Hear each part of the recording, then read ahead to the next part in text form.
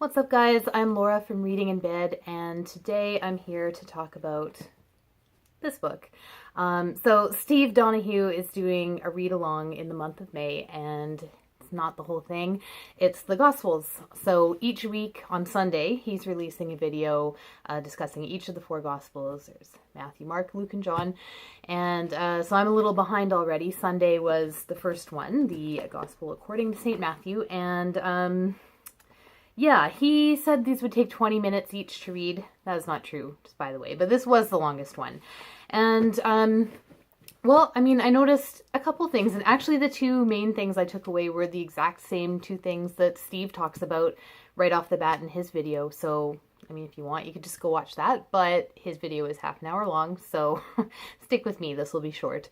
So the first thing I noticed right off the bat is that the Gospel, according to St. Matthew, starts with one of those big lines of begats, like just a big genealogy, and which, I mean, that wasn't too out there, but it's the genealogy of Joseph. And I was like, who the fuck cares about him?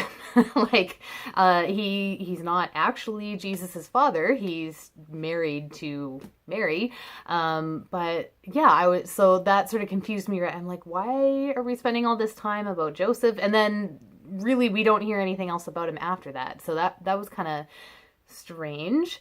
And then related to that, the second thing I noticed, and sort of didn't completely come unexpected, was that we don't get any perspective from any women in this book, or children, like including Jesus as a child. But the part of that did surprise me is that there's no, like, Mary is not here. I come from a Catholic background, so the Blessed Virgin is sort of a big deal. So I was like, where is she? Maybe it's a little different. Like, if I understand correctly, and it's quite possible that I don't, I think each of these Gospels is sort of telling the same story, just from supposedly a different writer, though I understand that, like, the literal writer of the Gospel according to St. Matthew is not, like, literally St. Matthew, but anyway, like, different people writing it at different times, kind of feeding off each other. So maybe there's more, but I mean, this was the long one, and this was the first one, and there was, like, literally nothing. What the hell? I mean, I played Mary in, Christmas play as a child when we were still going to church and stuff. And that's a big deal. And I had, like, it was a speaking part. I remember one of my lines was, "We shall name him Jesus and lay him in the manger." Okay? But Mary doesn't get to say a word in this. They name him Jesus because of some prophecy or something. And I was like, although it did sort of help me understand where Colm Toibin was coming from with his Testament of Mary, which I read years ago and absolutely loved, even without having the context of, yeah, she just kind of gets a raw deal, at least in this Gospel. So those were the two things I noticed, and I think Steve discusses both of those in his video, but you can check it out for more. The third thing that I noticed that Steve didn't talk about, probably because it doesn't apply to him, he's more familiar with the Bible, are just the amount of sayings and lines and stuff that I knew but did not know that they came from the Bible.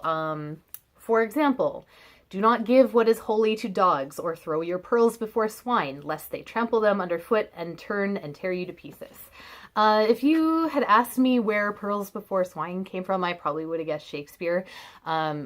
I probably would have believed it if you told me Charles Dickens.